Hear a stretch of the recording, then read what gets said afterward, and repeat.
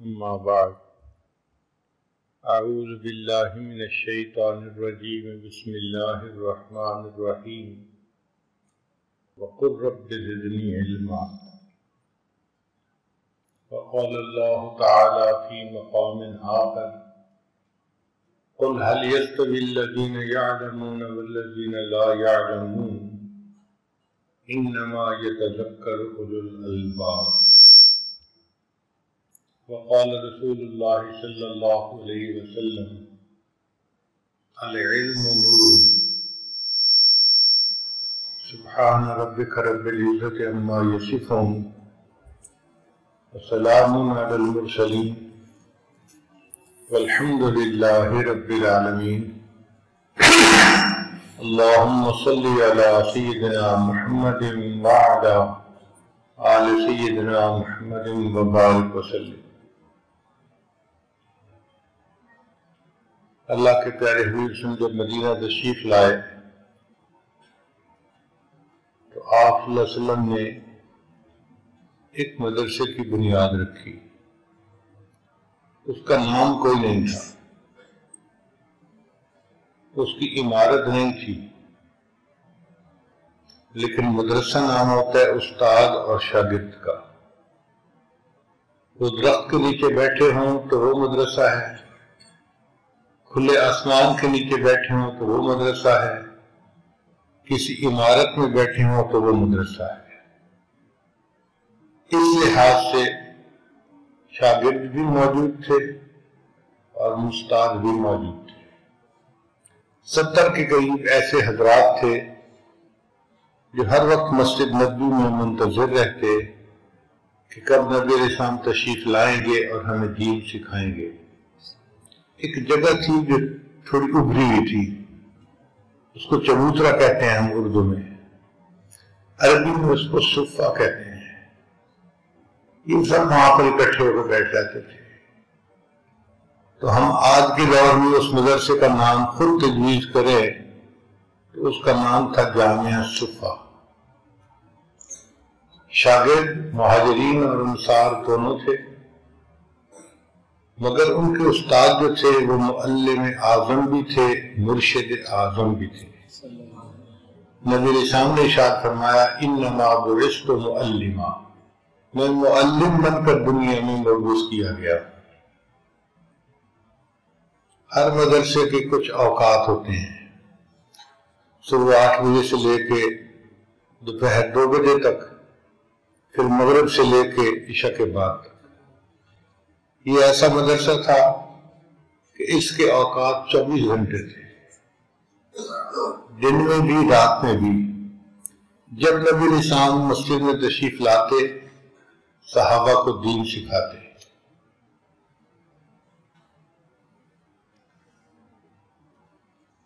ہر مدرسے میں ایک نصاب ہوتا ہے، جیسے آج طلباء درس نظام پڑھتے ہیں، متعین کتابیں ہیں۔ اس مدرسے کا بھی ایک نصاب تھا، ایک ہی کتاب تھی اور اس کا نام تھا قرآن عظیم الشان۔ اور نبی علیہ السلام اسی قرآن کی تفسیر بیان کرتے تھے لِتُبَيِّنَ لِلنَّاسِ مَا نُزِّلَ إِلَيْهِمْ۔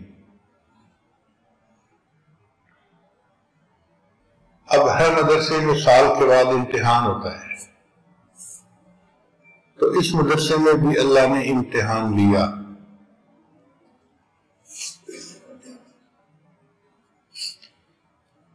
کئی دفعہ ممتحن اپنے استاد ہوتے ہیں اور کئی دفعہ باہر مدارس سے آتے ہیں ممتحن۔ تو اس مدرسے کے جو ممتحن تھے وہ اللہ رب العزت تھے۔ اللہ فرماتے ہیں اولئک الذین امتحن اللہ، یہ وہ لوگ ہیں جن کا امتحان اللہ نے لیا۔ اللہ اکبر کبیرہ، کتنے عظیم وہ شاگرد ہیں، کتنے عظیم استاد ہیں جن کی پڑھائی کا امتحان اللہ رب العزت لے رہے ہیں۔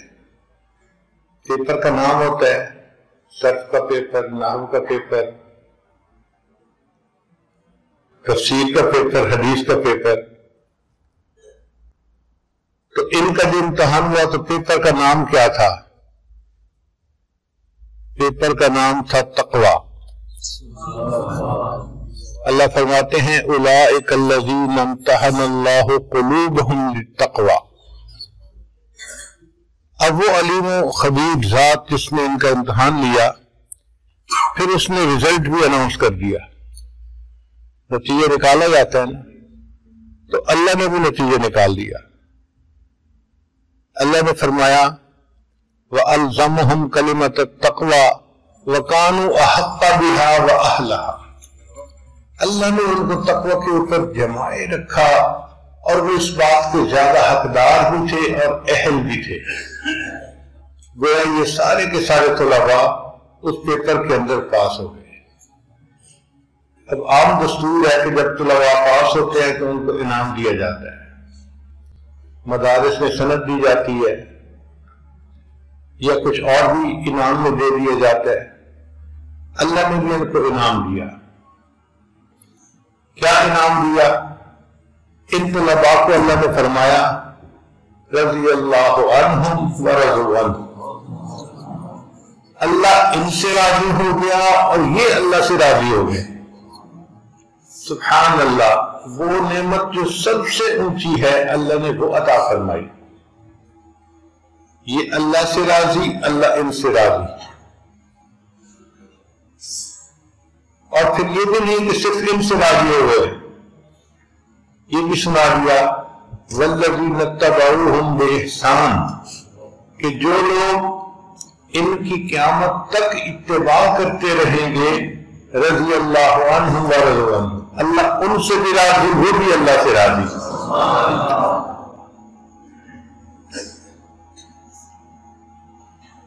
اس وجہ سے کہ ایک ایک طالب علم سے اللہ کو محبت تھی، اتنی محبت تھی کہ نہ پوچھیے۔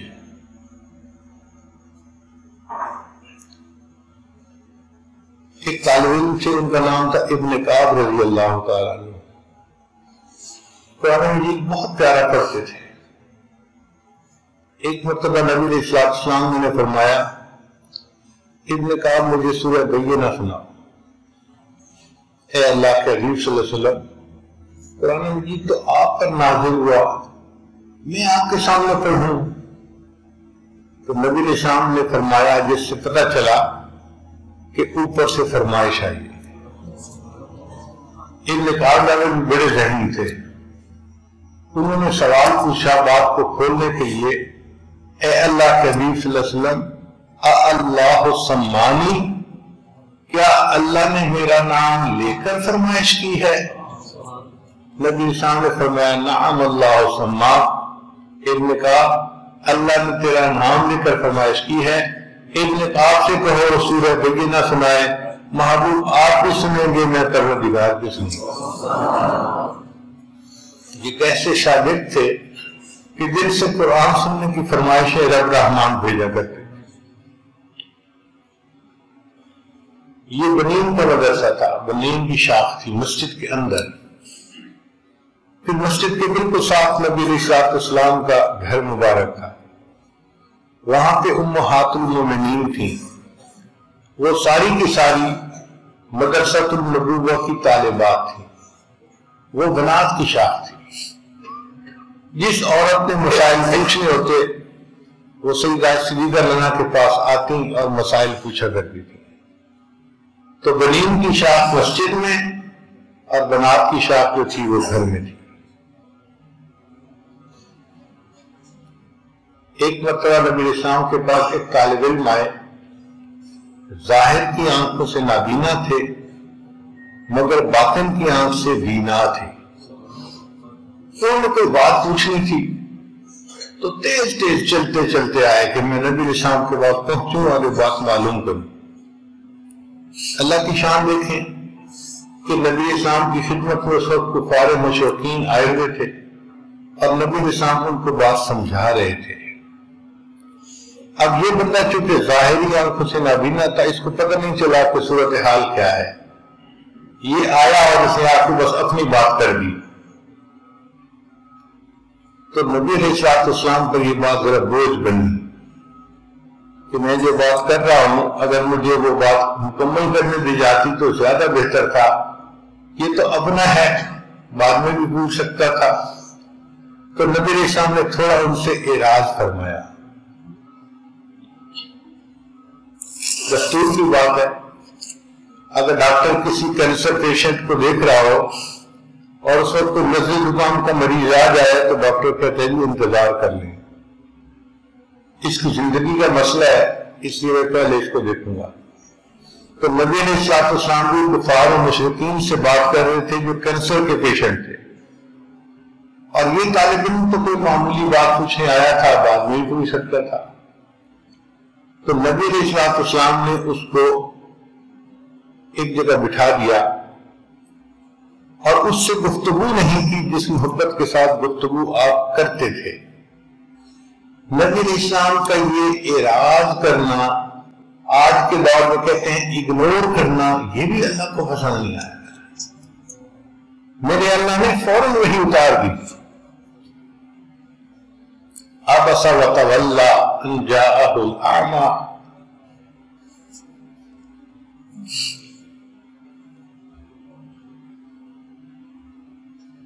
اب یہاں پر چونکہ آپ حضرات علماء ہیں کہ اللہ تعالیٰ نے متکلم کا صیغہ نہیں استعمال کیا، تو تخاطب نہیں کیا کہ نبی علیہ السلام کو ڈائریکٹ خطاب کیا ہو۔ بتانا بھی ضروری تھا کہ ہمیں یہ بات اچھی نہیں لگی، مگر آگے بھی محبوب کا معاملہ تھا۔ اللہ تعالیٰ کی شان دیکھیے کہ اللہ نے تھرڈ پرسن کا صیغہ استعمال کیا، ورنہ طالب علم ہونے کے ناطے خطاب فرماتے تو یوں ہو سکتا تھا عبست وتولیت، مگر اللہ نے ایسا نہیں فرمایا، عبس وتولی ان جاءہ الاعمی۔ مگر اللہ یہ بھی جانتے تھے کہ اگر میں نے اسی طرح تھرڈ پرسن کے صیغے میں زیادہ کلام کیا تو محبوب کے دل میں خشیت اتنی ہے کہ برداشت نہیں ہو سکے گا۔ تو ایک فکر کے بعد پھر گفتگو کرنی شروع کر دی۔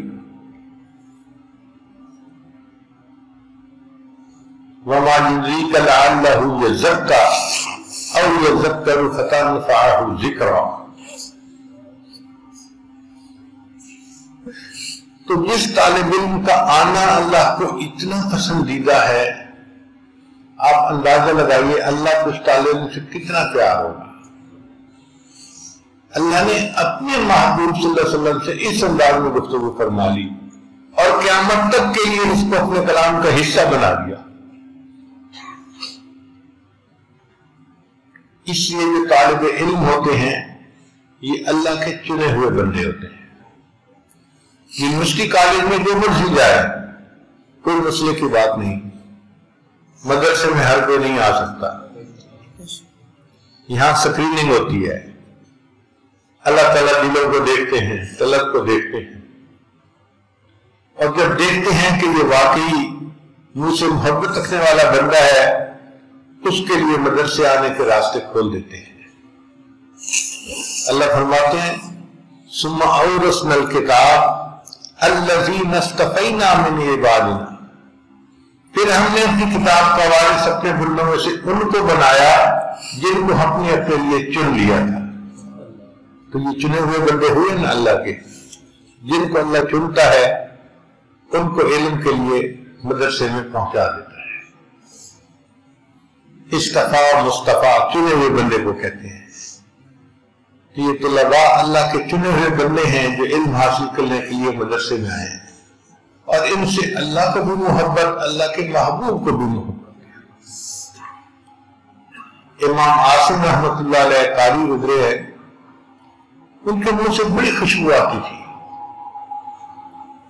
ان کے شاگرد سمجھتے تھے حضرت منہ میں الائچی رکھتے ہیں یا کوئی اور چیز رکھتے ہیں جس وجہ سے اتنی خوشبو آتی ہے۔ ایک طالب علم تھا جو لسولہ قسم کا تھا، چمٹ گیا، حضرت آپ کے منہ سے اتنی خوشبو آتی ہے، آپ بتائیں آپ منہ میں کیا رکھتے ہیں؟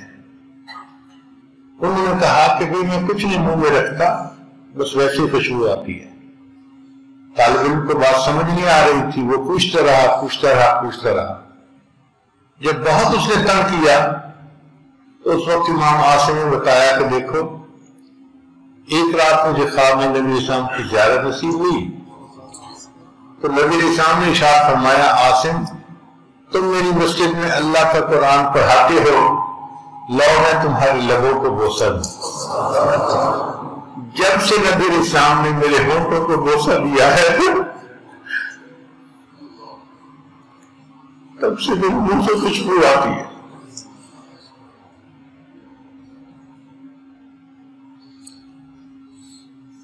تین طالب علم تھے، دوست بھی تھے، عبرانی، ابو شیخ اور ابن مقری. مسجد نبوی میں پڑھتے تھے. اللہ کی شان دیکھیں کہ تینوں کے بعد کھانا ختم ہو گیا. اس زمانے میں کھانے کا انتظام استاد نہیں کیا کرتا تھا، شاگرد اپنے کھانے کا انتظام خود کرتے تھے، استاد سے جا کے سبق پڑھ لیا کرتے تھے. اب جب کھانا ختم ہو گیا تو مشکل بن گئی. یہ حضرات 3 دن تک تو پانی پی کے گزارا کرتے رہے. 3 دن کے بعد نقاہت اتنی ہو گئی کہ بیٹھے ہیں تو کھڑے نہیں ہو پا رہے، اور کھڑے ہوتے ہیں تو چکر آتے ہیں. تو 2 حضرات کہنے لگے بھائی ہم سے تو اتنی بھوک برداشت نہیں ہوتی، ہم تو گھر جا رہے ہیں. تبرانی رحمۃ اللہ فرماتے ہیں کہ میں نے کہا نہیں، میں ابھی کچھ دن مسجد میں ٹھہروں گا اور پڑھوں گا. میرے 2 دوست چلے گئے اور میں نقاہت کی وجہ سے مسجد نبوی میں لیٹا ہوا تھا.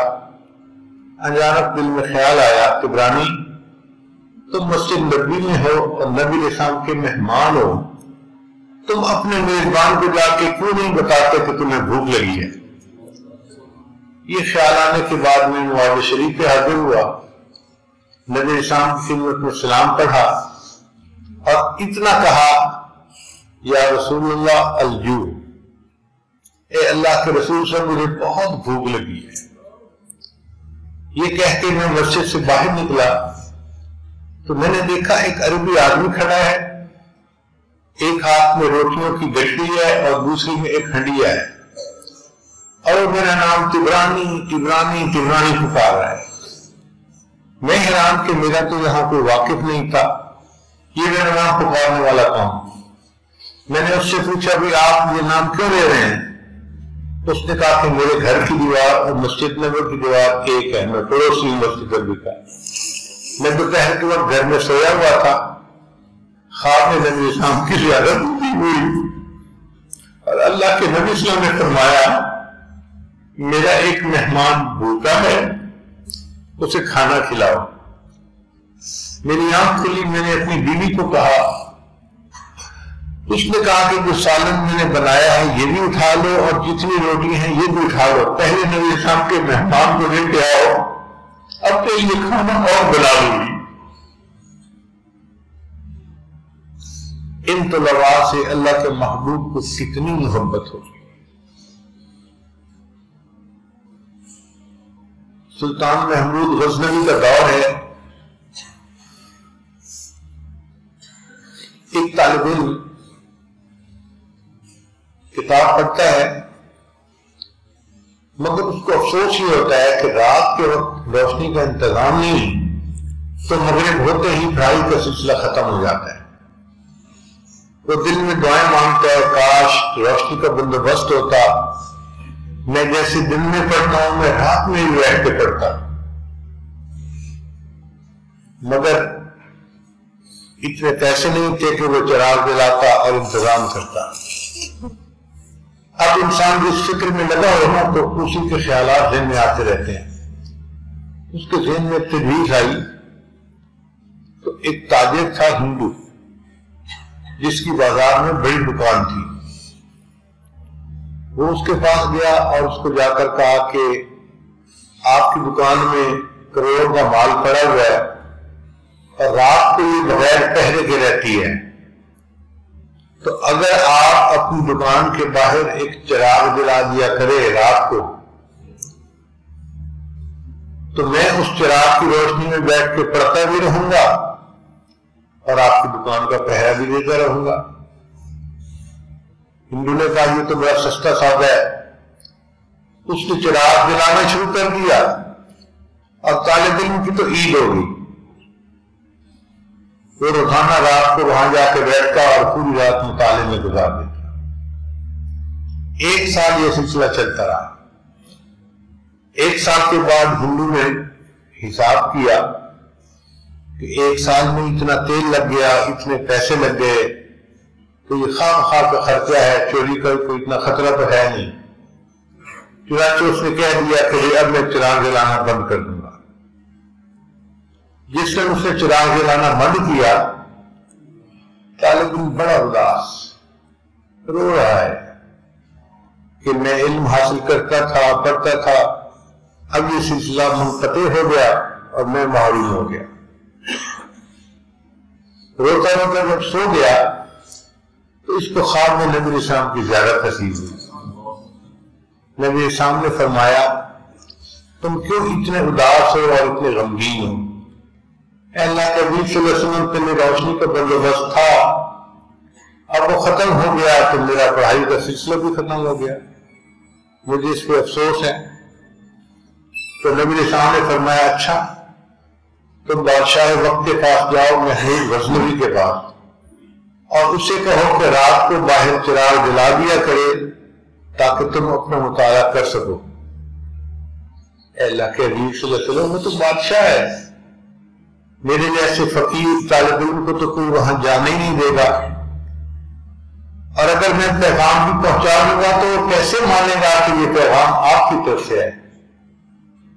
تو نبی اسلام نے فرمایا محمود غزنوی کو کہنا کہ تم ہر رات 5000 مرتبہ مجھے درود شریف کا تحفہ بھیجا کرتے تھے، چند دن سے ناغا ہو رہا ہے اور ہدیہ مجھے نہیں پہنچ رہا۔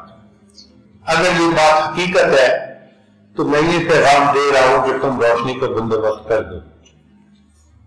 وہ طالب علم سلطان محمود کی خدمت میں پہنچا، اس نے جا کے پیغام دیا۔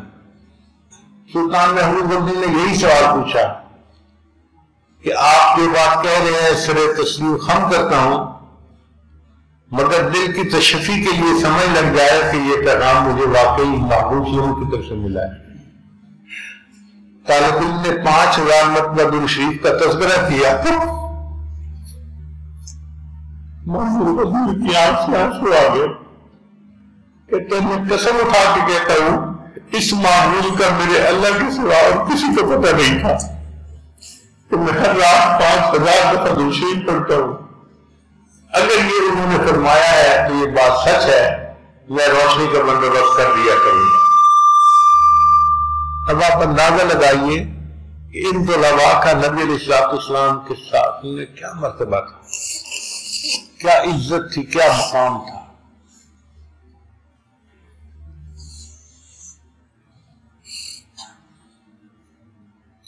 ایک طالبہ بھی تھی، بوڑھی تھی، اس بڑھاپے میں اس کے خامن نے اس کو کہہ دیا کہ تم میری ماں کی مانے دو۔ اب وہ پریشان ہو گئی، نبی علیہ السلام کی خدمت میں آ گئی، اے اللہ کے حبیب صلی اللہ علیہ وسلم میرے خامن نے مجھے یہ کہہ دیا ہے، جوانی تو میرے لیے اب لٹ گئی، بوڑھی ہوں، کوئی مجھ سے شادی بھی نہیں کرے گا، اور ہڈیوں کا ڈھانچہ بن گئی ہوں، میں اس عمر میں کس کی بیوی بن سکوں گی؟ تو میری تو زندگی برباد ہو گئی، مجھے کوئی حل بتائے کہ رجوع ہو سکے۔ تو نبی علیہ السلام نے پہلی تعلیمات کے مطابق اس کو بتایا کہ نہیں، ایسا کہنے سے بیوی خامن کے اوپر حرام ہو جاتی ہے۔ وہ بڑا کہتی رہی، دکھی دل تھا نا، تو جس کا دل دکھی ہوتا ہے وہ پھر اپنی بات کرتا رہتا ہے۔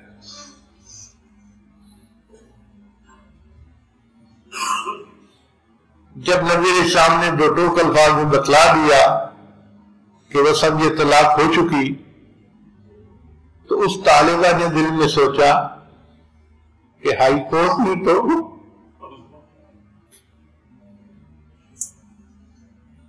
میری درخواست پہ غور نہیں کیا، اب میں سپریم کورٹ میں اپنی درخواست دائر کرتی ہوں۔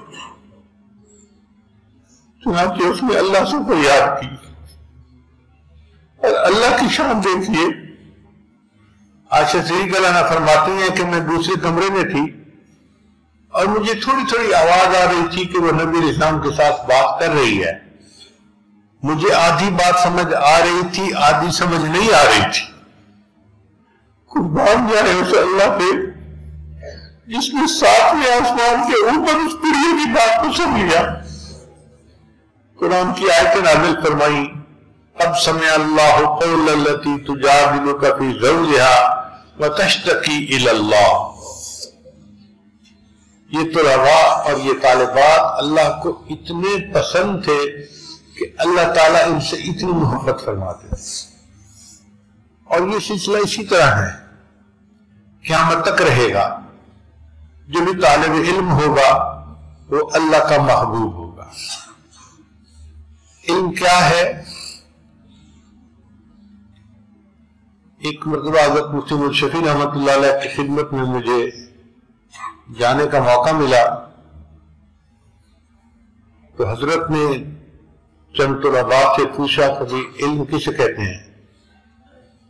ایک نے کہا جاننا، ایک نے کہا پہچاننا، مختلف جواب دیتے رہے۔ حضرت خاموش بیٹھے رہے، تو پھر ایک نے کہا کہ حضرت آپ ہی بتا دیجئے کہ علم کا کیا معنی ہے۔ حضرت نے عجیب جواب دیا، فرمایا علم وہ نور ہے جس کے حاصل ہونے کے بعد اس پر عمل کیے بغیر چین نہیں آتا۔ علم وہ نور ہے جس کو حاصل کرنے کے بعد اس پر عمل کیے بغیر چین نہیں آتا۔ تو علم ایک عجیب نور ہے، آتا ہے تو انسان کے من کو گرما دیتا ہے، آگ لگا دیتا ہے، اور پھر انسان عمل میں لگ جاتا ہے۔ اس لیے ہمارے حضرات نے فرمایا العلم بلا عمل کشجر بلا ثمر۔ علم بغیر عمل کے ایسے ہوتا ہے جیسے درخت بغیر پھل کے ہوا کرتا ہے۔ جس کو اللہ علم نافع عطا فرمائیں گے وہ عمل کے بغیر رہ ہی نہیں سکتا۔ اللہ سے جب بھی مانگے علم نافع مانگے، نفع دینے والا ہے۔ ایک ہوتی ہے معلومات، وہ فائدہ نہیں دیتی،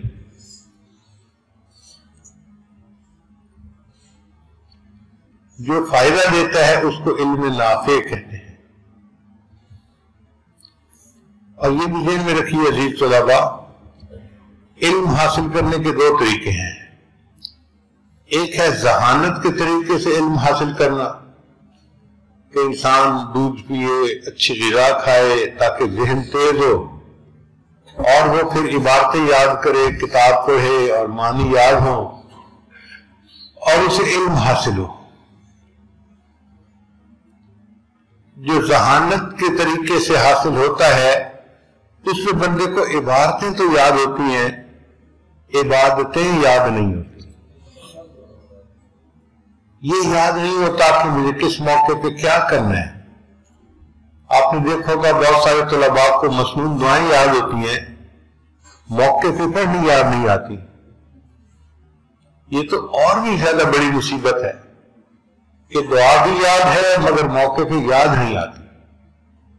علم نافع کی یہ پہچان کہ وہ موقع پہ یاد آ جاتا ہے، وقت کے اوپر بندے کو یاد آ جاتا ہے کہ مجھے کرنا کیا ہے۔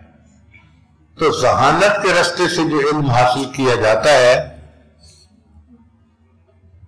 اس میں نور ساتھ شامل نہیں ہوتا، دماغ میں معلومات آ جاتی ہیں، اور دماغ کے علم پر انسان کی زبان چلتی ہے، انسان کے اعضاء نہیں چلتے۔ انسان کے اعضاء دل کے اوپر چلتے ہیں۔ دل میں جب نور آتا ہے تو انسان کے اعضاء دل کی بات پر عمل کرتے ہیں، اس کو علم نافع کہتے ہیں۔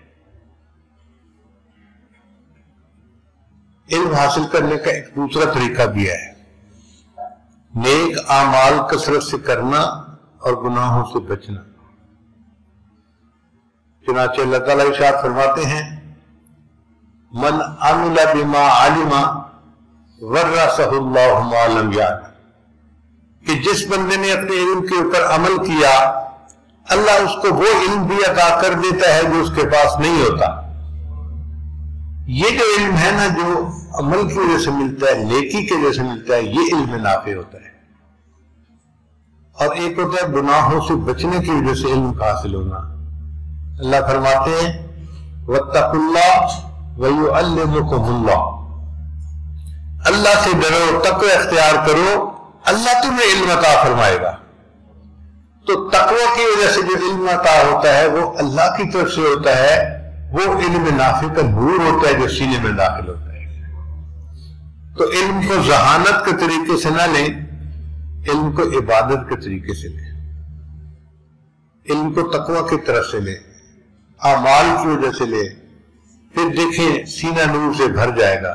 अन्नूर इज़ा दखल सद्र इनफतह, जब नूर सीने में दाखिल होता है तो सीना फिर दीन के लिए खुल जाता है, फिर आमाल करना मुश्किल नहीं रहता, फिर इंसान को इबादत में मजा आता है। याद रखिए, अगर तो हम अल्लाह की मान पर जिंदगी गुजारेंगे तो हम इमाम आलम, और अगर हम अपने नफ्स की मान की जिंदगी गुजारेंगे तो गुलाम आलम।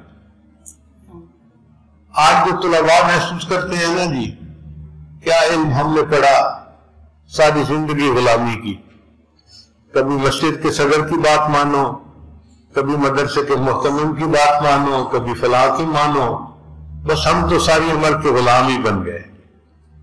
ऐसा नहीं है। अगर हम अल्लाह की मान के जिंदगी गुजारने वाले होते तो हमें तो अल्लाह ने इमामत का रुतबा दिया था। अल्लाह फरमाते हैं, वजअलना मिनहुम अइम्मा यहदूना बिअमरिना लम्मा सबरू व कानू बिआयातिना यूकिनून। तो अल्लाह ताला तो इल्म वालों को इमामत अता फरमाते हैं। अब उस इमामत को हम अपने गुनाहों की वजह से मलामत बना बैठते हैं। चुनाचे गुनाहों की वजह से हमें जिल्लत मिलती है, दुनिया की भी परेशानी, आखिरत की भी परेशानी। अल्लाह फरमाते हैं, अफरअयत मन इत्तखज़ इलाहहु हवा, क्या देखा आपने उसे जिसने अपनी ख्वाहिशात को अपना माबूद बना लिया। व अदल्लहुल्लाहु अला इल्म, और अल्लाह ने इल्म के बावजूद उसको गुमराह कर दिया। तो इंसान इल्म के बावजूद गुमराह हो जाता है। इल्म के बावजूद गुमराह होने का क्या मतलब? एक आदमी सिगरेट पीता है, उसको सिगरेट पीने के नुकसानात का पता है। हमने देखा कि वो छोटे बच्चों को नसीहत कर रहा होता है, बच्चों मैं तो बुरी आदत में पड़ गया, आप लोग सिगरेट ना पीना, ये अच्छी आदत नहीं है। और सिगरेट बनाने वाली कंपनी वो भी डिबिया के ऊपर लिख देती है, सिगरेट नोशी मुज़िर सेहत है। अब इस आदमी को अच्छी तरह पता है कि सिगरेट नोशी के नुकसानात होते हैं, मगर जब खाना खाता है इसके अंदर ऐसी तलब पैदा होती है कि ये सब नुकसानात को समझने के बावजूद डिबिया खोल के सिगरेट पीनी शुरू कर देता है। इसको कहते हैं इल्म के बावजूद गुमराह होना।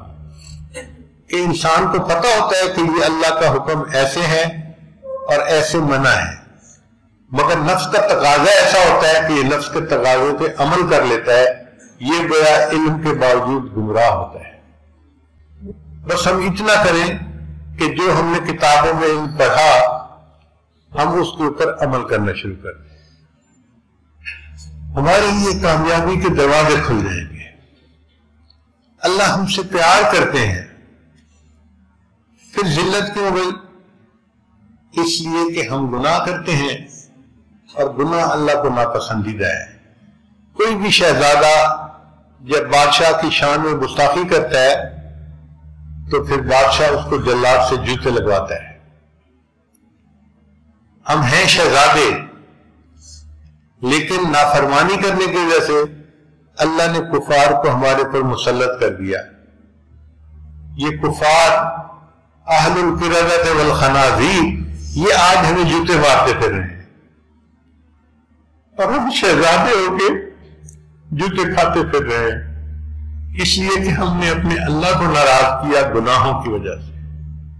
اگر گناہوں سے سچی توبہ کر لے اور نیکی تقوی کی زندگی گزارنا شروع کر دیں تو شہزادہ بالآخر شہزادہ ہوتا ہے، اللہ کی مدد ہوگی اور اللہ تعالی ہمیں دین اور دنیا ہر لحاظ سے کامیاب فرمائیں گے۔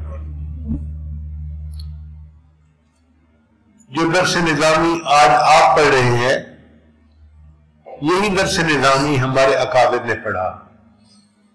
کتابیں مختلف نہیں تھیں لیکن جو علم کا نور ان کو نصیب ہوا وہ ہمارے پاس نہیں ہے،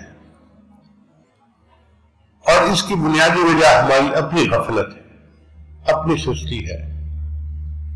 ایک بات دل میں عہد کر لیجئے کہ ہمیں جب اللہ نے اپنے چنے ہوئے بندوں میں شامل فرما لیا ہے، اب ہم نے اللہ کی نافرمانی نہیں کرنی، جو مرضی ہو جائے۔ کوئی ہمیں پھانسی لٹکا دے، کوئی پہاڑ سے دھکا دے دے، کوئی ہمیں جان سے مار دے، جو مرضی چاہے کر لے، ہم اپنے اللہ کی نافرمانی نہیں کر سکتے۔ بس جب آپ نے دل میں یہ عہد کر لیا تو اب اللہ کے ہاں آپ کی قدردانی کا معاملہ شروع ہو گیا۔ پھر اللہ تعالیٰ مدد فرمائیں گے، راستے کھولیں گے۔ اللہ فرماتے ہیں وَلَوْ أَنَّ أَهْلَ الْقُرَىٰ آمَنُوا وَاتَّقَوْا، اگر یہ بستی دیسوں والے ایمان لاتے اور تقوی کو اختیار کرتے لَفَتَحْنَا عَلَيْهِمْ بَرَكَاتٍ مِّنَ السَّمَاءِ، ہم ان کے لیے آسمان سے برکتوں کے دروازے کھول دیتے۔ ایک جگہ اللہ فرماتے ہیں لَأَكَلُوا مِنْ فَوْقِهِمْ وَمِنْ تَحْتِ أَرْجُلِهِمْ، ہم ان کو وہ نعمتیں کھلاتے جو اوپر سے اترتی ہیں، روحانی غذا بنتی ہیں، اور وہ نعمتیں کھلاتے جو پاؤں کے نیچے زمین سے نکلتی ہیں اور جسمانی غذا بنتی ہیں۔ تو اللہ تعالیٰ تو وعدے فرما رہے ہیں، قصور ہمارا ہے کہ ہم ان دروازوں کو کھلنے نہیں دیتے اپنے گناہوں کی وجہ سے۔ ہمارے اکابر جن کے پاس علم کا نور تھا، اللہ نے ان کو عجیب علم کی گہرائی عطا فرمائی تھی۔ ایک بزرگ تھے، ان کا نام تھا امام اعظم ابو حنیفہ رحمۃ اللہ علیہ۔ اللہ نے علم کا نور اتنا دیا تھا کہ سینے کو بھر دیا تھا، چنانچہ وہ بات کو سنتے تھے تو بات کی تہ تک پہنچ جاتے تھے۔ ایک مرتبہ ان کے دور میں میاں بیوی تھے نوجوان، آپس میں ایک دوسرے سے بات چیت کر رہے تھے، کوئی تلخی سی پیدا ہو گئی تو بیوی نے کہہ دیا اللہ کی قسم جب تک تم مجھ سے نہیں بولو گے میں تم سے نہیں بولوں گی، اور خامد نے بھی یہی کہہ دیا کہ اللہ کی قسم جب تک تم مجھ سے نہیں بولو گی میں تم سے نہیں بولوں گا۔ اب قسم اٹھا کے جب کہہ دیا تو دونوں کا بولنا بند۔ رات گزر گئی، غصہ ٹھنڈا ہوا، دن کے وقت میاں بیوی کا مزاج ذرا درست ہوا تو انہوں نے کہا کہ بھئی پتہ نہیں اب کہیں بولنے سے قسم تو نہیں ٹوٹتی۔ بیوی کہتی تھی میں کیوں بولوں، خامد کہتا تھا میں کیوں بولوں، میں کیوں قسم توڑوں، کیونکہ اگر کسی بندے کی قسم ٹوٹ جاتی وہ خالص بن جاتا تو پھر اس کی گواہی قبول نہیں ہوتی تھی۔ یہ بہت بڑی سزا تھی، ہر بندہ چاہتا تھا میری قسم پوری ہو۔ چنانچہ وہ سفیان ثوری رحمۃ اللہ کے پاس آئے، انہوں نے آ کے اپنا مسئلہ بتایا۔ سفیان ثوری رحمۃ اللہ نے فرمایا ہاں اب تم میں سے جو بولے گا قسم ٹوٹ جائے گی اور وہ خالص بن جائے گا۔ بیوی نے خامد کو کہا کہ بہتر ہے کہ امام ابو حنیفہ رحمۃ اللہ کے پاس جائیں اور ان سے مسئلہ پوچھیں۔ چنانچہ وہ امام ابو حنیفہ رحمۃ اللہ کے پاس آئے، اپنا مسئلہ بتایا۔ جب مسئلہ بتایا خامد نے کہ میں نے کہا کہ جب تک تم مجھ سے نہیں بولو گی میں تم سے نہیں بولوں گا، تو بیوی نے بھی جواب میں قسم کھا لی، اب ہم دونوں ایک دوسرے سے بات نہیں کر رہے۔ امام صاحب نے کہا جاؤ وہ تمہاری بیوی ہے، تم خامد ہو، تم جا کے اس سے بات کرو۔ خامد خوشی خوشی گھر آیا اور اس نے آ کے اپنی بیوی کو السلام علیکم کیا، پوچھا کیا حال ہے، میں بہت اداس ہوں، میں بہت مس کر رہا ہوں۔ وہ جو گانا لڑکے گاتے ہیں اس نے بھی وہی گانا شروع کر دیا۔ اب بیوی نے کہا کہ بھئی آپ تو حنس بن گئے، آپ کی تو قسم ٹوٹ گئی۔ اس نے کہا کوئی قسم نہیں ٹوٹی، میں ابو حنیفہ سے مسئلہ پوچھ کے آیا ہوں۔ علم کا دور تھا۔ بیوی نے کہا کہ چلو چلتے ہیں، پہلے سفیان ثوری سے جا کے اس بات کی تصدیق کرتے ہیں۔ تو پھر سفیان ثوری رحمۃ اللہ کے پاس آئے، مسئلہ بتایا۔ سفیان ثوری رحمۃ اللہ نے فرمایا ہاں خاوند نے آ کے چونکہ پہلے کلام کیا تو خاوند کی قسم ٹوٹ گئی، یہ حانث بن گیا۔ اس نے کہا جی میں نے تو ابو حنیفہ سے پوچھا تھا، انہوں نے فرمایا تم جاؤ بات چیت کرو، تم میاں بیوی بن کے رہو۔ سفیان ثوری عمر میں تھوڑا بڑے تھے چند سال، وہ کہنے لگے یہ نعمان حرام کو کیسے حلال کر سکتا ہے، چلو میں تمہارے ساتھ چلتا ہوں۔ چنانچہ سفیان ثوری بھی ساتھ آ گئے۔ تینوں امام اعظم حنیفہ رحمۃ اللہ کے پاس پہنچے تو سفیان ثوری رحمۃ اللہ نے فرمایا ابو حنیفہ دیکھو ان دونوں کی آپس میں لڑائی ہوئی اور دونوں نے قسم اٹھا لی کہ جب تک تم مجھ سے نہیں بولو گے میں تم سے نہیں بولوں۔ اب آپ نے کہہ دیا خاوند کو کہ جا کے بات کرو، تو خاوند تو حانث ہو گیا۔ تو امام حنیفہ رحمۃ اللہ مسکرائے، حضرت آپ ذرا اس کی بات توجہ سے سنیں، کیا کہ خاوند نے کہا تھا جب تک تم مجھ سے نہیں بولو گی میں تم سے نہیں بولوں گا، اور اس کے جواب میں بیوی نے بھی یہی قسم اٹھا دی۔ اب بیوی نے قسم تو اٹھائی، خاوند سے گفتگو تو کر رہی ہے نا، بات تو کر رہی ہے نا خاوند سے، اس کا مطلب یہ کہ خاوند کی قسم پوری ہو گئی، اب بیوی کی قسم باقی رہ گئی۔ میں نے کہا تم جاؤ بیوی سے گفتگو کرو، اس کی بھی قسم پوری ہو جائے گی اور تم دونوں میاں بیوی بن کے زندگی گزارو۔ ایک مرتبہ مسئلہ چلا کہ 2 رکعت انسان جب پڑھتا ہے تو درمیان میں جو قاعدہ ہے التحیات ہے اس میں عبدہ و رسول تک پڑھ کے کھڑے ہو جانا چاہیے اور تیسری رکعت پڑھنی چاہیے۔ اب مسئلہ پوچھنے والے نے مسئلہ پوچھا کہ یہ اگر کوئی بندہ بھول گیا اور وہ التحیات میں عبدہ و رسول کے بعد اللہم پڑھ لیتا ہے تو پھر کیا ہوگا؟ امام صاحب نے فرمایا کہ کچھ نہیں ہوگا، وہ کھڑا ہو کے رکعت پڑھ لے اس کی نماز ہو جائے گی۔ اچھا جی اگر کوئی اللہم صلی پڑھ لے فرمایا کوئی حرج نہیں، کھڑا ہو کے نماز پڑھ لے نماز ہو جائے گی۔ اچھا جی اگر کوئی پڑھ لے اللہم صلی علی، امام صاحب نے فرمایا کچھ نہیں ہوا، وہ کھڑا ہو کے نماز پڑھ لے اس کی نماز مکمل ہو جائے گی۔ اچھا جی اگر اس نے پڑھ لیا اللہم صلی علی محمد، امام صاحب نے فرمایا اب تاخیر ہو گئی، اب اس کو سجدہ سہو کرنا پڑے گا۔ اب یہ مسئلہ خوب علماء میں مشہور ہوا کہ جی ابو حنیفہ نے کہا ہے کہ اللہم صلی علی محمد کوئی پڑھ لے گا اس کو سجدہ سہو کرنا پڑے گا۔ اللہ کی شان دیکھیے، امام ابو حنیفہ رحمۃ اللہ کو خواب میں نبی اسلام کی زیارت نصیب ہوئی۔ نبی اسلام نے فرمایا نعمان کیا تم نے یہ فتویٰ دیا ہے کہ جو میرا نام پڑھے گا اس کو سجدہ سہو کرنا پڑے گا؟ تو امام ابو حنیفہ رحمۃ اللہ علیہ نے عرض کیا اے اللہ کے حبیب صلی اللہ علیہ وسلم میں نے یہ فتویٰ نہیں دیا، میں نے فتویٰ یہ دیا ہے جو غفلت سے آپ کا نام لے گا اسے سجدہ سہو کرنا پڑے گا۔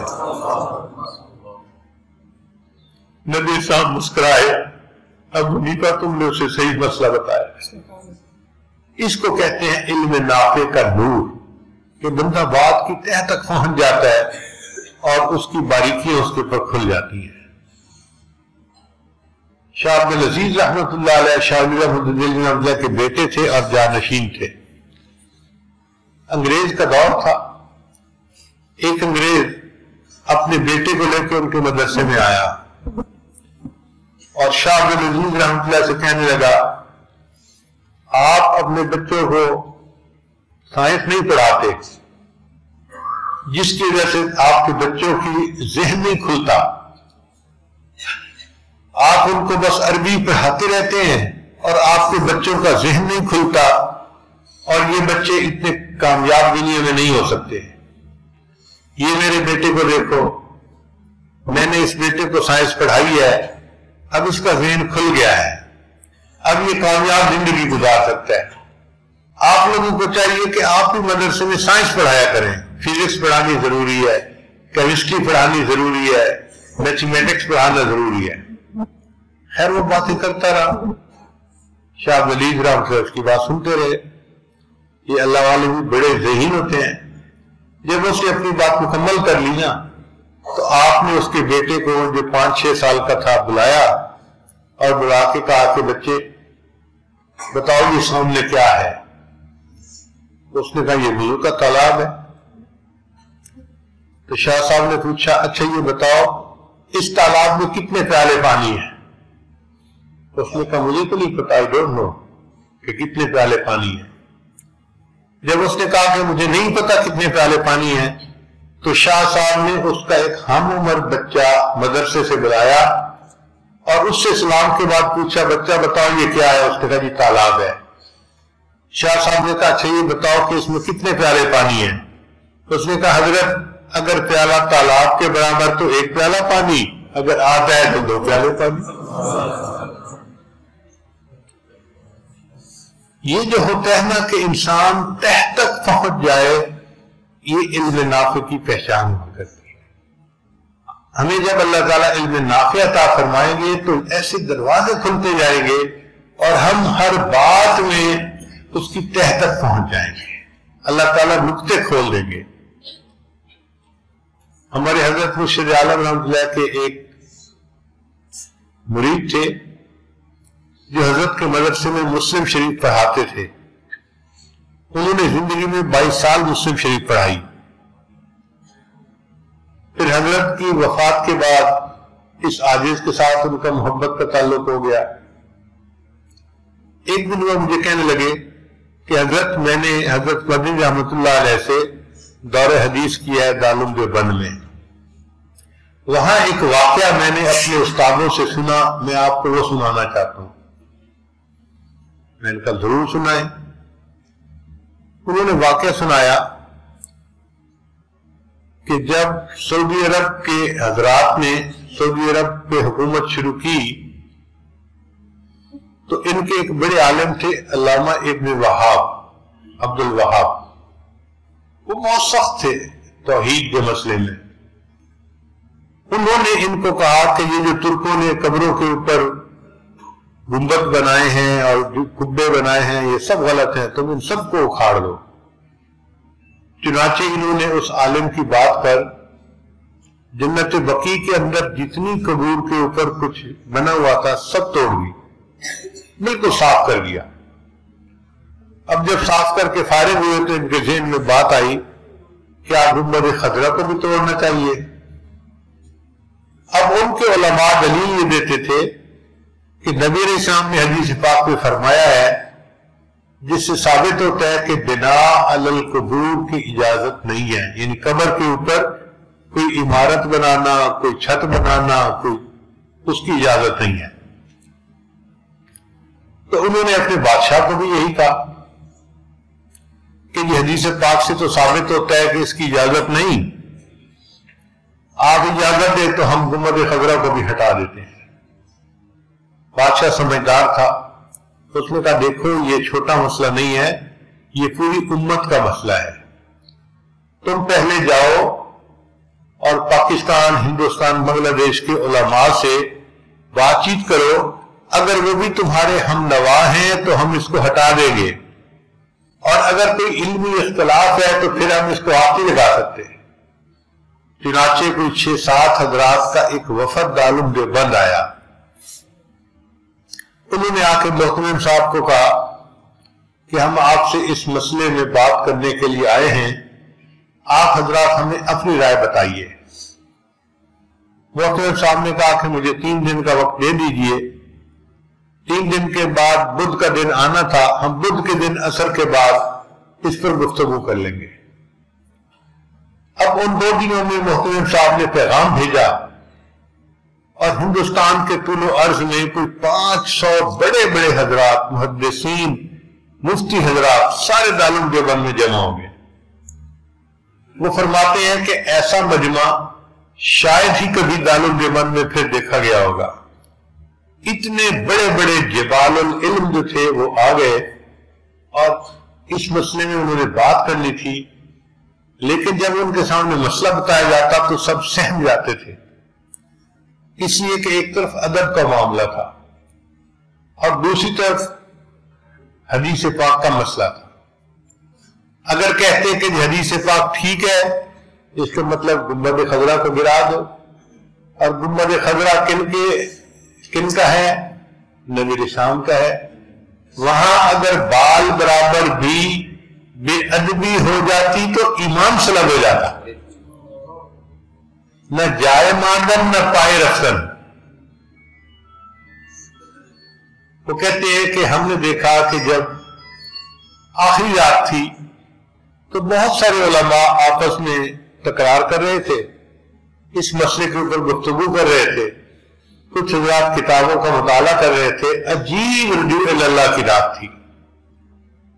جب بدھ کے دن عصر کی نماز کا وقت ہوا تو نماز کے بعد جو عرب علماء کا امیر تھا وہ کھڑا ہوا اور اس نے تھوڑی دیر گفتگو کی کہ بھئی حدیث میں یہ ثابت ہوتا ہے کہ بنا علی القبور کی اجازت نہیں ہے، تو ہم نے جنت بقیع میں تو قبروں کے اوپر جتنے جبے کبے بنے تھے سب ہٹا دیے، اب گنبد خضرا کا مسئلہ ہے تو ہم پوچھنے آئے ہیں کہ اس حدیث کے بارے میں آپ لوگ کیا کہتے ہیں؟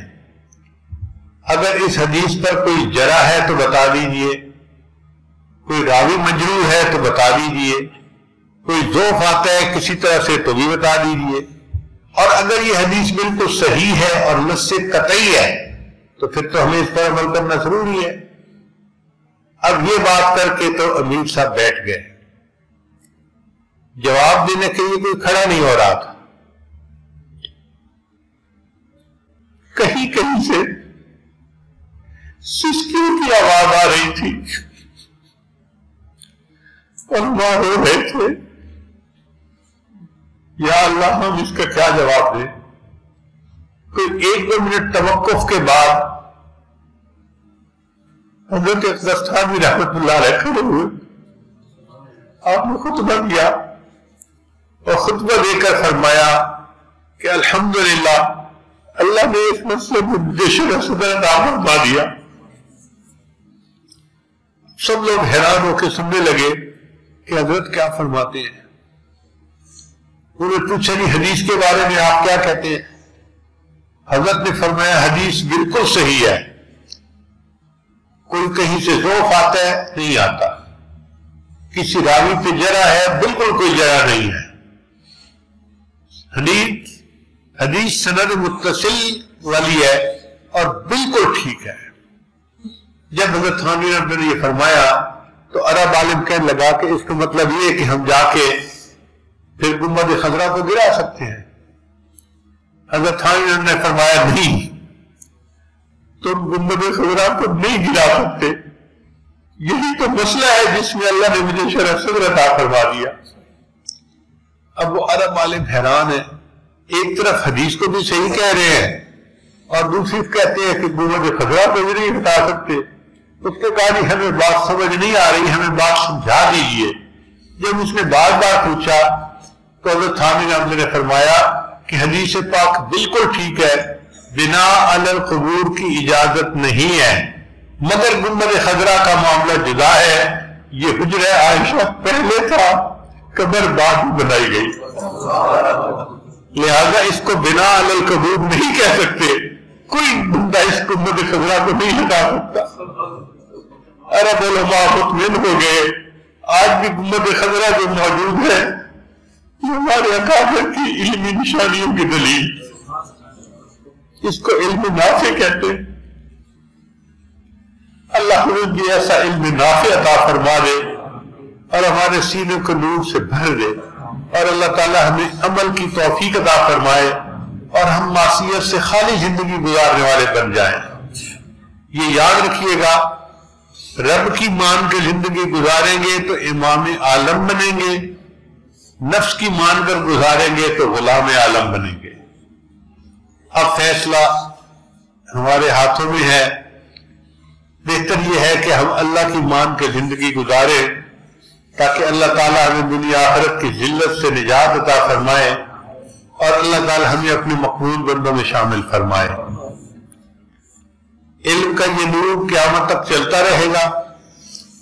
یہ بہت خوشی کی بات ہے کہ آپ حضرات علماء یہاں پر علم کے لیے آتے ہیں اور الحمدللہ اپنے عقیدے کے بارے میں اور باطل فرقوں کے بارے میں صحیح علم اپنے اکابر سے پا کے جاتے ہیں۔ آپ کا یہاں آنا بھی مبارکباد کے لائق ہے۔ اللہ تعالیٰ اس مرکز کو شاد اور آباد رکھے اور قیامت کی صبح تک اللہ تعالیٰ اس کے علمی فیض کو جاری و ساری فرمائے۔ وآخر دعوانا ان الحمد للہ رب العالمین۔ ہم دعا سے پہلے توبہ کے کلمات پڑھ لیتے ہیں۔ دل میں یہ نیت کر لیجئے کہ یا اللہ آج کے بعد ہمیں معصیت سے خالی زندگی گزارنے کی توفیق عطا فرما۔ بسم اللہ الرحمن الرحیم۔ لا الہ الا اللہ محمد رسول اللہ۔ آمنت باللہ وملائکتہ وکتبہ ورسلہ والیوم الآخر والقدر خیرہ وشرہ من اللہ تعالی والبعث بعد الموت۔ آمنت باللہ کما ہوا باسمائہ وصفاتہ وقبلت جميع احکامہ اقرار باللسان وتصدیق بالقلب۔ اشہد ان لا الہ الا اللہ واشہد ان محمدا عبدہ ورسولہ۔ استغفر اللہ ربی من کل ذنب واتوب الیہ برحمتک یا ارحم الراحمین۔ 5 معاملات ہیں، اگر ان کو باقاعدگی سے کرے تو اللہ تعالیٰ دل کو منور کریں گے۔ پہلا ہے 100 مرتبہ استغفار صبح شام پڑھنا، استغفر اللہ ربی من کل ذنب واتوب الیہ۔ دوسرا ہے 100 مرتبہ درود شریف صبح شام پڑھنا، اللہم صلی علی سیدنا محمد وعلی آل سیدنا محمد وبارک وسلم۔ تیسرا ہے قرآن مجید کی تلاوت روزانہ کرنا، ایک پارہ سے بہت اچھا، مشکل ہو تو آدھا پارہ سے ہی۔ عورتوں نے جن دنوں میں نماز نہیں پڑھنی ہوتی ان دنوں میں قرآن کی تلاوت نہ کریں، ان کو دل کیے اللہ اجر اور ثواب عطا فرما دیتے ہیں۔ چوتھی چیز ہے لیٹے بیٹھے چلتے پھرتے ہر وقت دل میں اللہ کو یاد کرنا، اس کو کہتے ہیں ہتھ کار ول دل یار ول، ہاتھ کام کاج میں مصروف اور دل اللہ کی یاد میں مصروف۔ اور 5ویں چیز ہے مراقبہ۔ مراقبہ ذکر قلبی کو کہتے ہیں۔ جب بھی نماز سے فارغ ہوں صبح یا شام تھوڑی دیر کے لیے اللہ سے لو لگا کے بیٹھیں کہ اللہ کی رحمت آ رہی ہے، دل میں سما رہی ہے، دل کی ظلمت اور سیاہی دور ہو رہی ہے اور میرا دل اللہ اللہ اللہ بول رہا ہے اور میں سن رہا ہوں۔ یہ جو 10-15 منٹ آپ مراقبے میں بیٹھیں گے تو یہ آپ کی کیفیات ریچارج ہو جائیں گی۔ آج کل سیل فون کا زمانہ ہے، شام کو اکثر فونوں کی بیٹریاں ڈاؤن ہو جاتی ہیں تو ہم پھر اسے چارجر کے ساتھ لگا دیتے ہیں۔ 1 گھنٹہ چارجر کے ساتھ لگنے سے پھر بیٹری فل ہو جاتی ہے۔ اسی طرح ہم سارا دن مدرسے میں، بزنس میں، دفتر میں وقت گزارتے ہیں، ہماری کیفیات کی بیٹری ڈاؤن ہو جاتی ہے۔ اور یہ جو مراقبہ ہے نا، یہ اپنے دل کو چارجر کے ساتھ جوڑنے والی بات ہے۔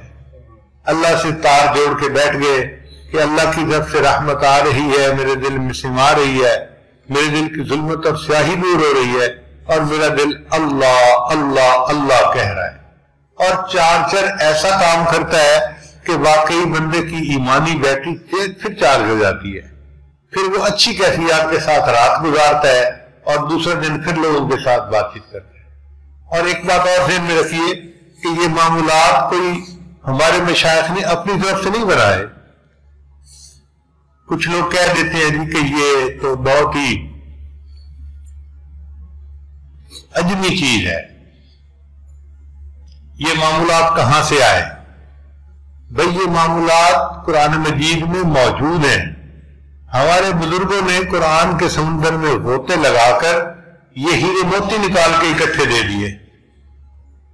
دیکھیں قرآن مجید میں اللہ تعالیٰ ان کا فرماتے ہیں استغفروا ربکم. اب استغفروا کون سا صیغہ ہے؟ امر کا صیغہ ہے، حکم ہے. ایسے ہی ہے نا، امر کا صیغہ ہے. تو اس کا مطلب یہ کہ اللہ کا حکم ہے کہ ہم استغفار کریں.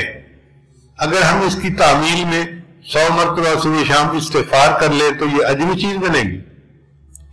یہ خالص عربی اور قرآنی چیز ہوگی. اسی طرح درود شریف پڑھنے کا بھی قرآن مجید میں حکم ہے. اللہ تعالیٰ فرماتے ہیں ان اللہ وملائکتہ یصلون علی النبی یا ایھا الذین آمنوا صلوا علیہ وسلموا تسلیما. اب یہ پھر صلو کون سا صیغہ ہے؟ تو حکم کس کا ہوا؟ اگر ہم اس حکم کو مانتے ہوئے 100 مرتبہ درود شریف صبح شام پڑھ لیں تو یہ عجمی چیز ہوئی یا عربی چیز ہوئی؟ پھر قرآن مجید پڑھنے کا بھی حکم ہے. اللہ فرماتے ہیں فَقْرَؤُوا مَا تَيَسَّرَ مِنَ الْقُرْآنِ. اب یہ اقرأوا کون سا صیغہ ہے؟ امر کا صیغہ ہے، حکم ہے. کس کا حکم ہے؟ اللہ کا حکم ہے. اگر ہم روزانہ قرآن پاک پڑھیں ایک پارہ تو یہ خالص عربی چیز ہے یا عجمی چیز ہے؟ پھر اس کے بعد لیٹے بیٹھے چلتے پھرتے ہر وقت اللہ کو یاد کرنا، اس کا بھی حکم ہے. اللہ فرماتے ہیں فَاذْكُرُوا اللَّهَ قِيَامًا وَقُعُودًا وَعَلَىٰ جُنُوبِكُمْ. یہ اللہ کا قرآن ہے. اب فَاذْكُرُوا اللَّهَ کون سا صیغہ ہے؟ فَاذْكُرُوا اللَّهَ قِيَامًا وَقُعُودًا وَعَلَىٰ جُنُوبِكُمْ. تم کھڑے بیٹھے لیٹے اپنے اللہ کو یاد کرو. اب جب رب کا حکم ہے اور ہم اس پر عمل کریں تو یہ عجمی چیز بنی یا عربی چیز بنی؟ اور آخری چیز ہے مراقبہ. اور اللہ قرآن مجید میں فرماتے ہیں وَاذْكُرْ رَبَّكَ فِي نَفْسِكَ. ذکر کر اپنے رب کا اپنے دل میں. حسین نے لکھا ای فی قلبک، اپنے دل میں اللہ کو یاد کرو. اللہ دل میں کیسے یاد کریں؟ فرمایا تضرعا وخیفا، گر گراتے ہوئے اور بہت خفیہ انداز سے. حضرت مفتی محمد شفیع رحمۃ اللہ علیہ اپنی تفسیر میں اس آیت کے تحت لکھتے ہیں کہ اس آیت سے ذکر قلبی کا قرآن سے ثبوت مل رہا ہے. اب اگر یہ مراقبہ کرنے کا طریقہ اللہ قرآن میں فرما رہے ہیں، وذکر کا مطلب کیا ہوتا ہے؟ ذکر کرو، حکم ہے نا، امر ہے نا. وذکر ربک فی نفسک، ذکر کر اپنے رب کا اپنے دل میں. ہم اگر اس پر عمل کر لیں تو یہ پھر عجمی چیز ہوئی یا عربی چیز ہوئی؟ تو اس کا مطلب یہ کہ یہ 5 معمولات باہر کہیں سے نہیں آئے، قرآن مجید سے ہمارے بزرگوں نے نکال کر ہمیں دیے ہیں کہ اس پر عمل کر لو. اور ہمارا مشاہدہ ہے کہ جو بندہ اس پر عمل کرتا ہے اس کا دل منور ہوتا ہے اور اس کا دل زندہ ہو جاتا ہے. اللہ فرماتے ہیں افمن کان میتا فاحییناہ. اور وہ جو مردہ تھا ہم نے اس مردے کو زندہ کر دیا. وجعلنا لہ نور یمشی بہ فی الناس. اور ہم نے اس کو سینے کا ایسا نور عطا کیا جس نور کو لے کر وہ انسانوں کے درمیان دین کی دعوت کا کام کرتا ہے. تو آپ حضرات ذکر کر کے اپنے دلوں کو زندہ کر لیجئے، منور کر لیجئے اور پھر اس کی برکتیں پوری زندگی دیکھیے.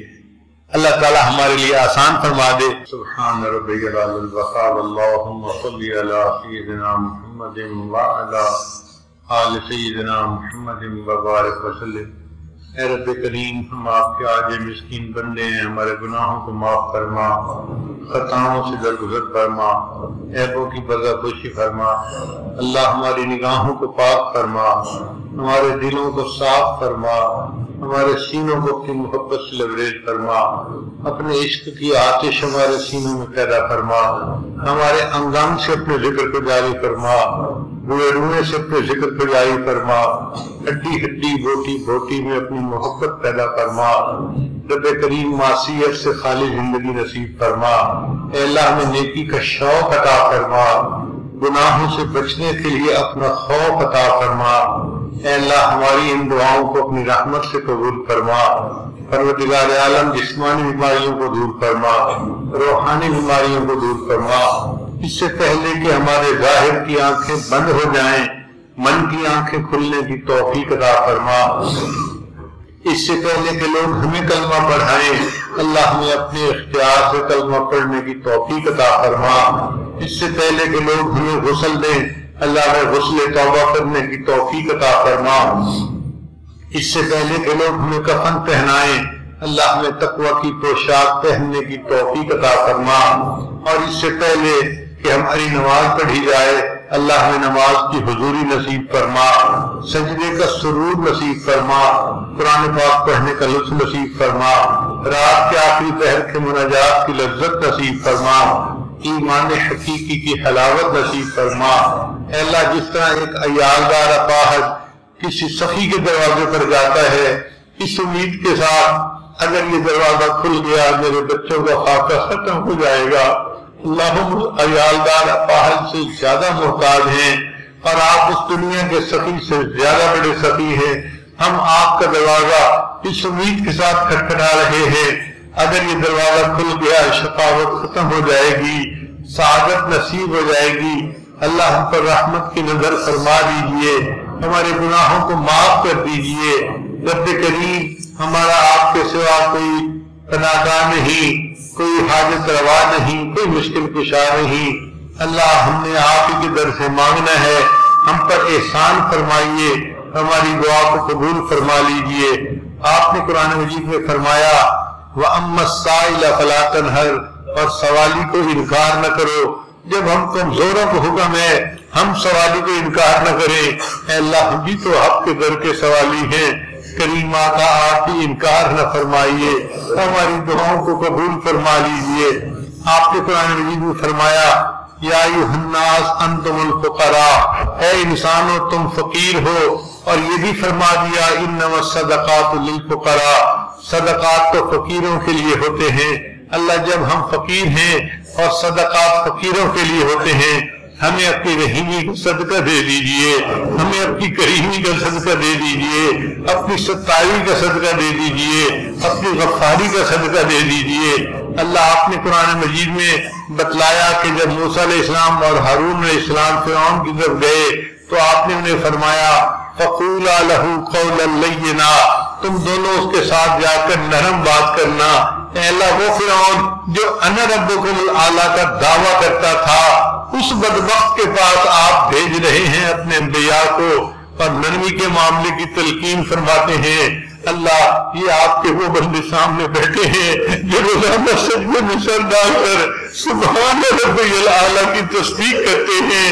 اے اللہ ہمارے ساتھ بھی نرمی کا معاملہ فرما لیجئے، ہمارے گناہوں کو معاف کر دیجئے۔ اے اللہ آپ کے یوسف علیہ السلام کریم تھے، انہوں نے اپنے بھائیوں کو معاف کرتے ہوئے کہہ دیا تھا لا تثریب علیکم اليوم۔ اے اللہ آپ کے پیارے حبیب صلی اللہ علیہ وسلم بھی کریم تھے، انہوں نے فتح مکہ کے دن قریش مکہ کو یہی الفاظ کہہ دیے تھے لا تثریب علیکم اليوم، جاؤ آج تمہارے اوپر کوئی قصور نہیں، تمہیں معاف کر دیا گیا۔ اے اللہ آپ سب کریموں سے بڑے کریم ہیں اور آپ کو اپنی شان کریمی پہ بڑا ناز ہے، اور اللہ آپ نے جگہ جگہ قرآن میں اس کے تذکرے بھی کیے ہیں۔ اللہ آج اپنی شان کریمی کا اظہار فرما دیجئے، آپ ہی اپنے بندوں کو یہی کہہ دیجئے لا تثریب علیکم اليوم اذهبوا انتم الطلقاء۔ اے اللہ یہ الفاظ فرما دیجئے اور ہمارے گناہوں کو معاف کر دیجئے، اللہ ہماری بگڑی بنا دیجئے، اے اللہ ہم پر احسان فرما دیجئے۔ رب کریم بچہ پریشان ہوتا ہے ماں باپ کی طرف دوڑتا ہے اور بندہ پریشان ہوتا ہے تو پروردگار کی طرف لوٹتا ہے۔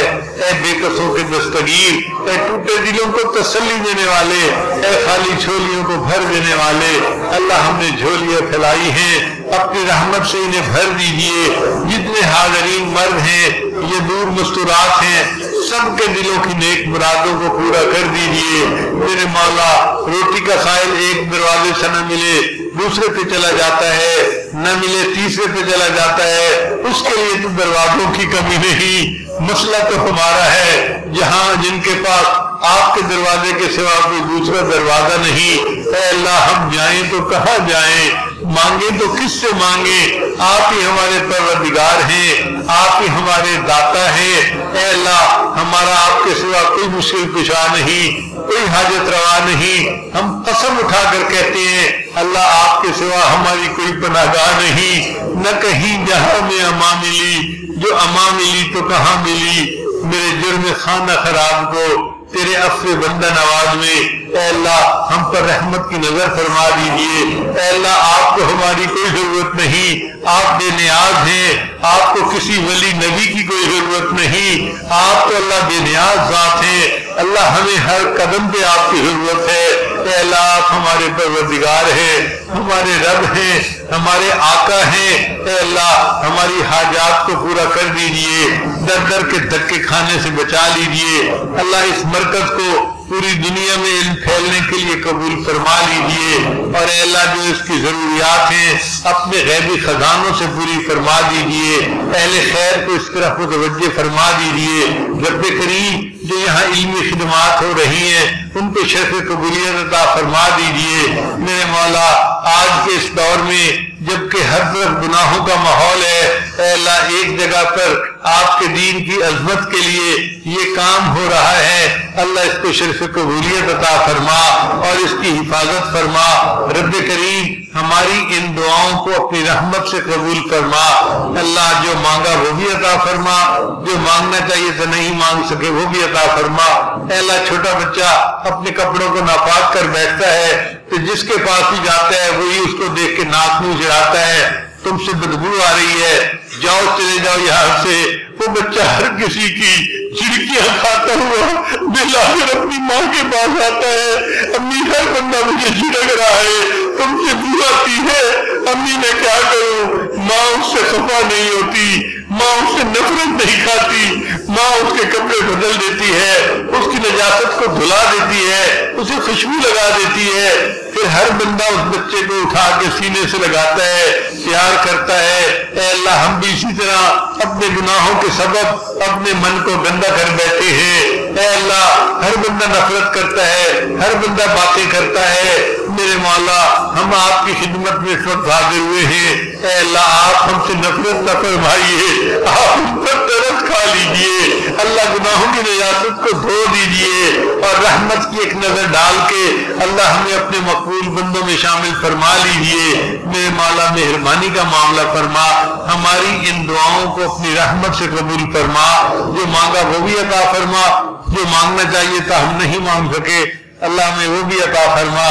ربنا تقبل منا انک انت السمیع العلیم تب علینا انک انت التواب الرحیم۔